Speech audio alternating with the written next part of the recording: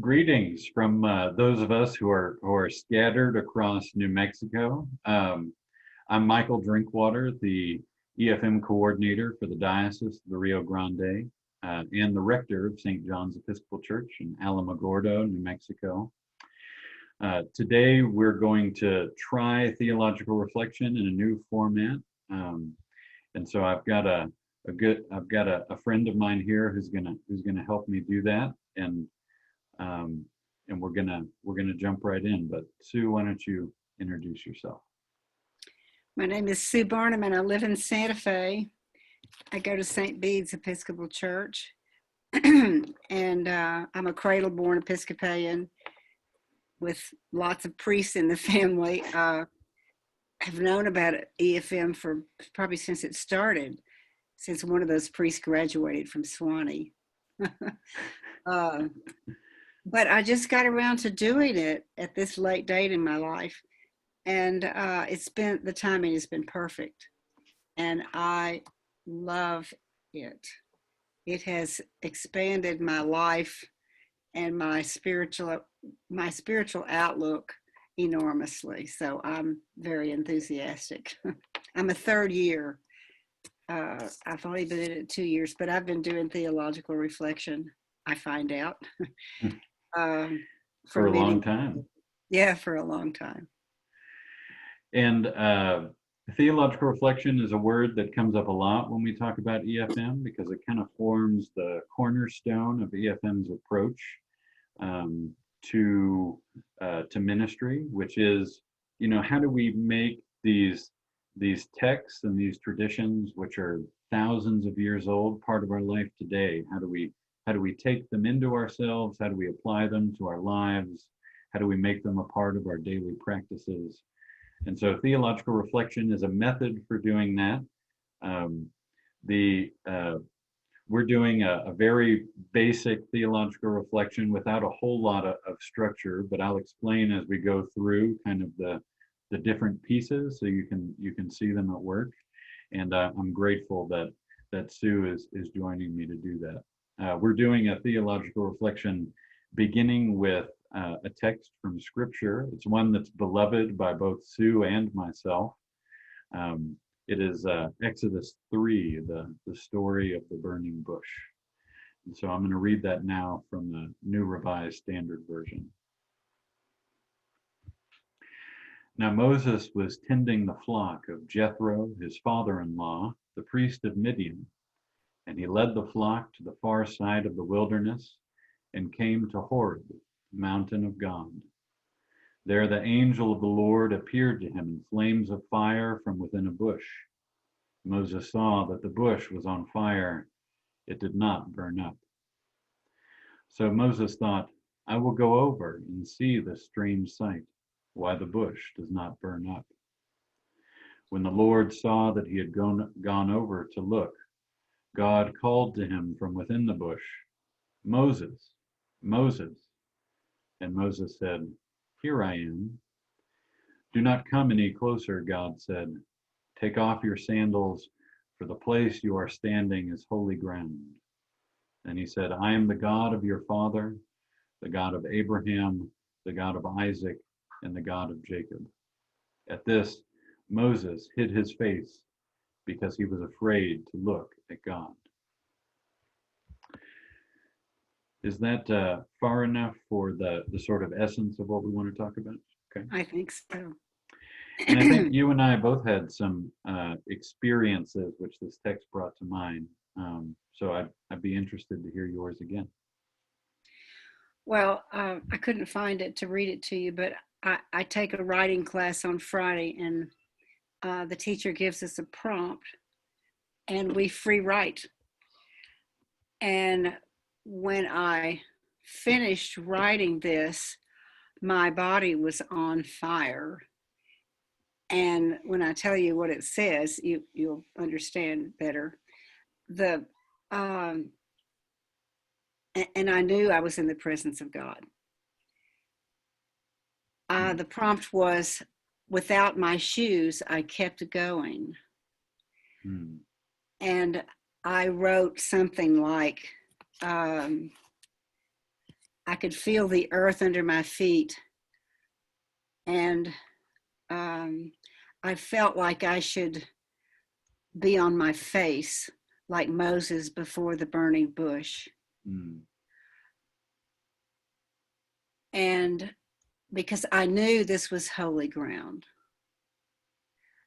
And I stopped running and put my hand on the rough bark of a pine tree. And about that time, a red bird lit on a branch nearby.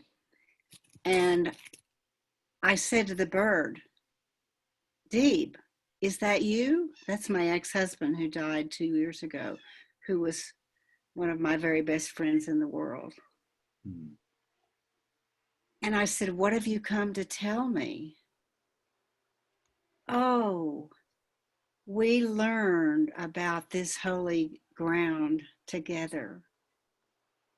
You're telling me that I am in holy ground all the time, that I am immersed in holy ground, that I am immersed in holiness, and all around me is holy. Mm.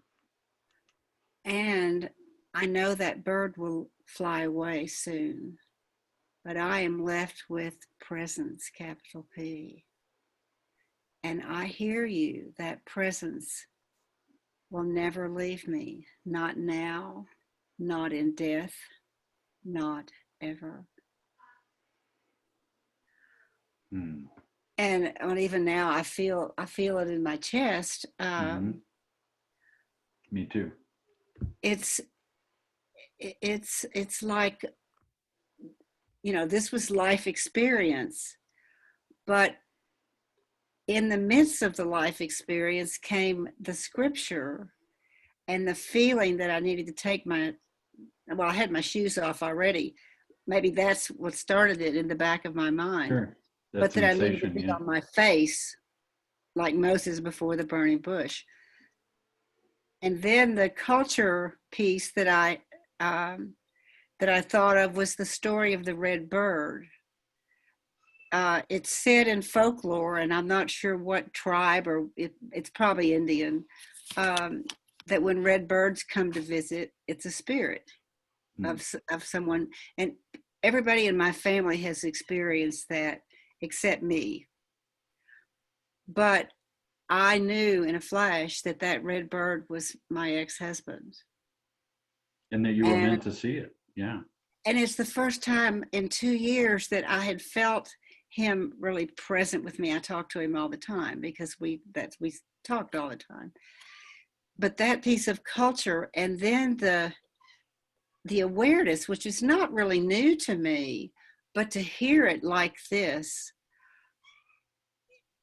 expanded my viewpoint of oneness.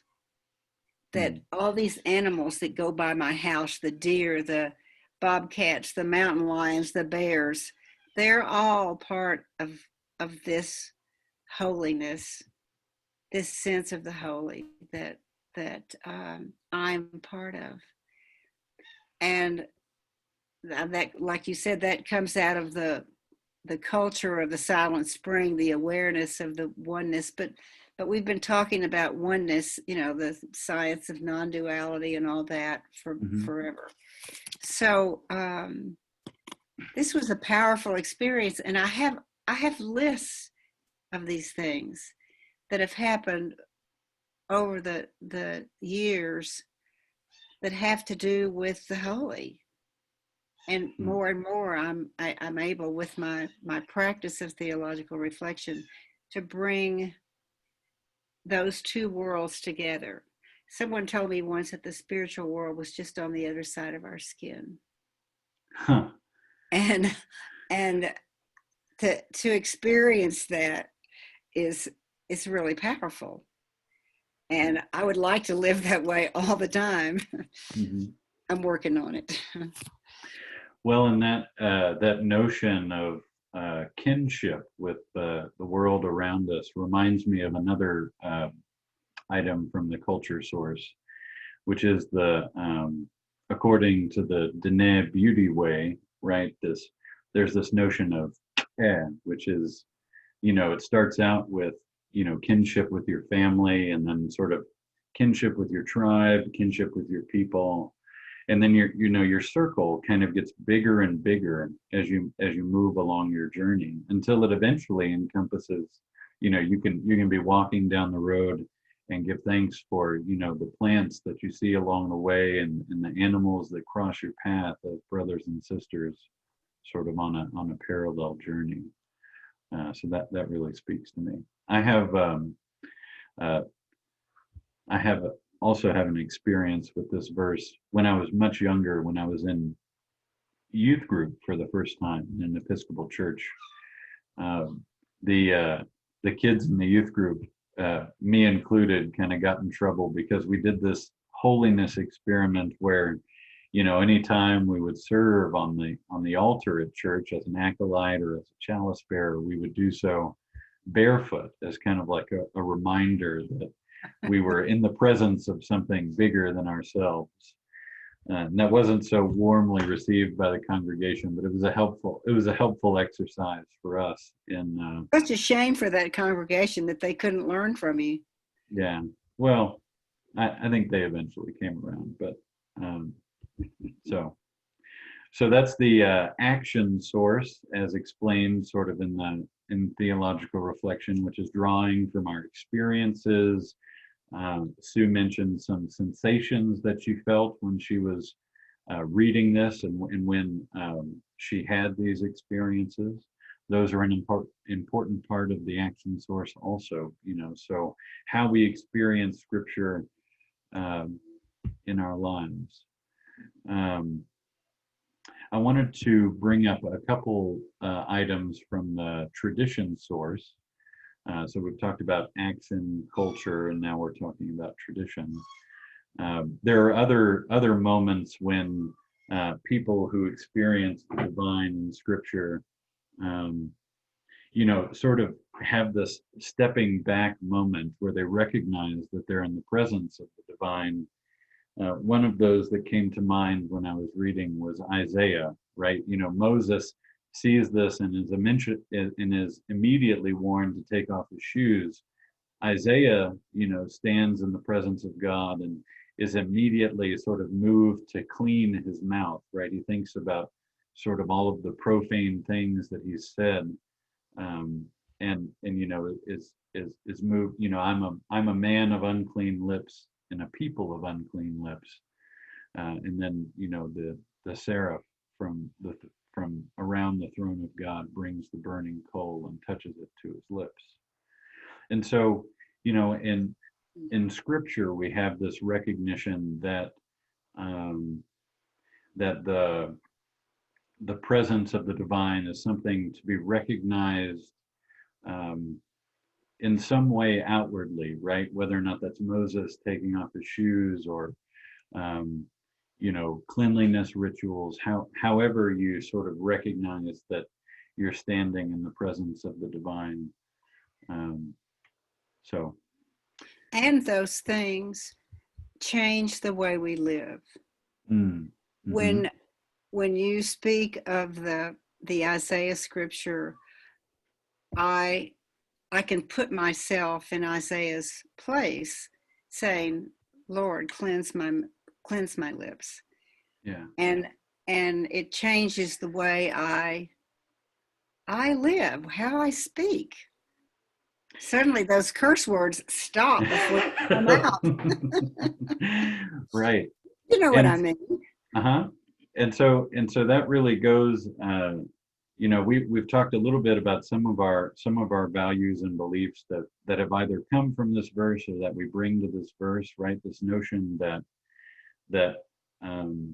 everywhere that we are is a holy place, that we don't go anywhere sort of outside the reach of the divine, right? That's a position statement. The notion. I have a bear around my house, and the first time I saw him when I was outside, I was frightened for a moment.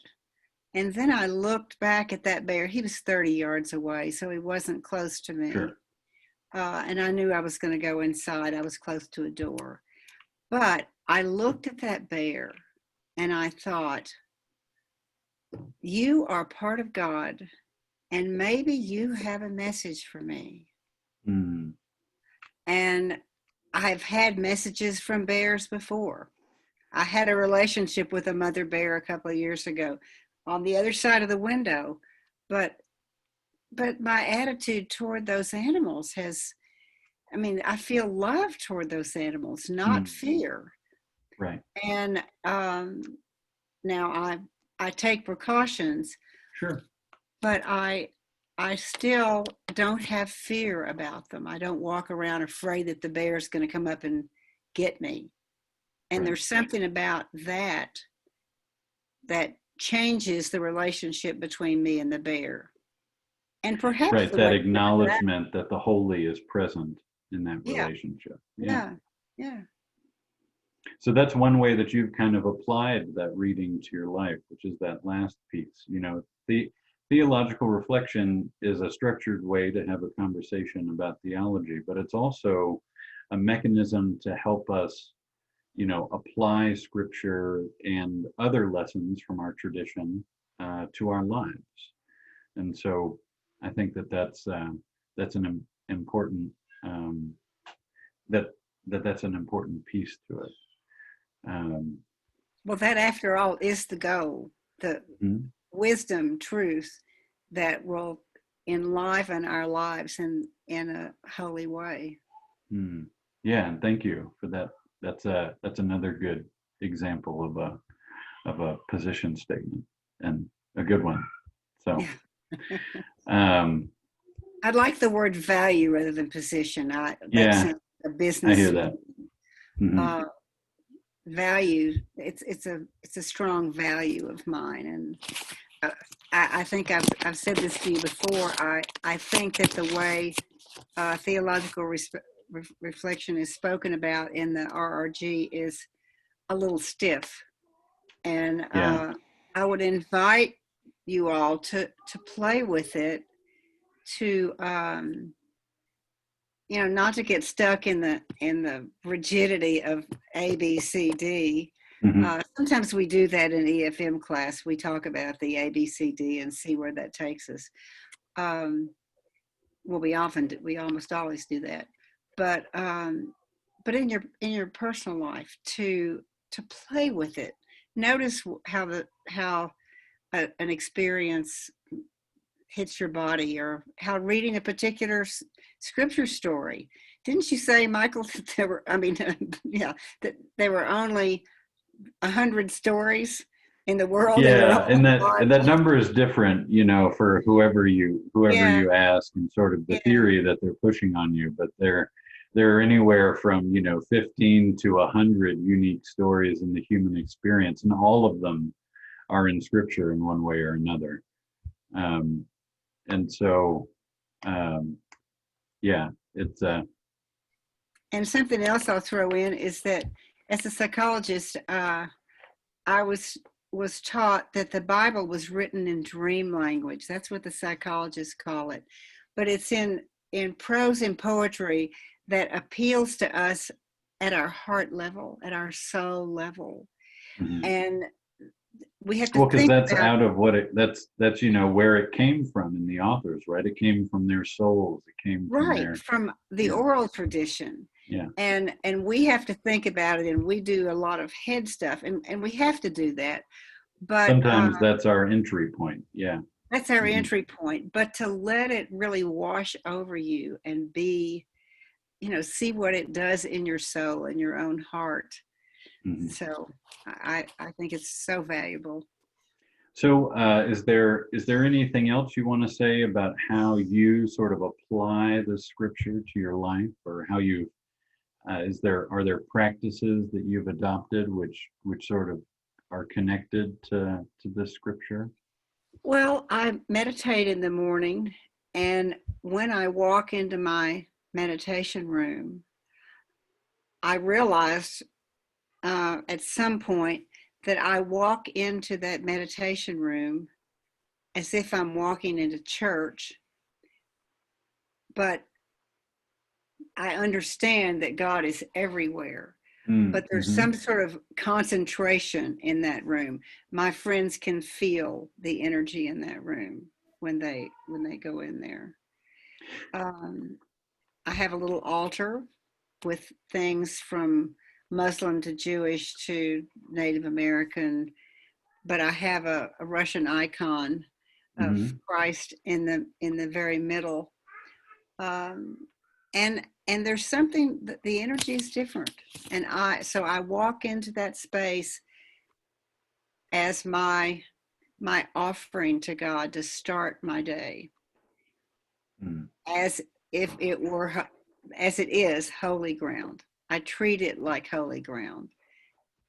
I keep it very clean. Yeah. I You rearrange care that. for it. I care for it Yeah. really, really deeply. And that's expanding to my property as I'm out gardening. Mm-hmm. I'm Mm-hmm. talking to God. I'm talking to the trees. So yeah, that scripture is pretty central to my environmental experience and my spiritual experience. Oh, and I'm glad that you brought up the environmental piece, because that's another big sort of cultural, a way that our culture kind of applies this attitude in a really effective way, which is that, we have authors like the one that wrote Silent Spring, and other ecological authors, which are constantly sort of calling our attention to the idea that the way that we care for that holy ground um, is important, right? The way that we take care of our resources, and the way that we, um, yeah. So thank you for that. Um, One other thing that I would say, look for images and metaphors that stir you. mhm, And you will find them in scripture. Scripture is, that's the dream language, that it's written in language that makes you picture things, and in mhm. metaphors that will ground themselves in your heart. That is written about in the RRG, and I think that's really important. So thank you, Sue, for sort of moving through this theological reflection with me, to sort of show, this is an easy practice to bring into our lives. It's about connection and integrating our faith with our experience and what we see in our culture, and integrating our faith with our values. Um, and I hope, for those of you who are watching this, that this sort of um, provides a helpful example for how to enter into this practice, which has become a really valuable part of both my life and Sue's life. And we're grateful that we had the opportunity to share it with you today. Indeed.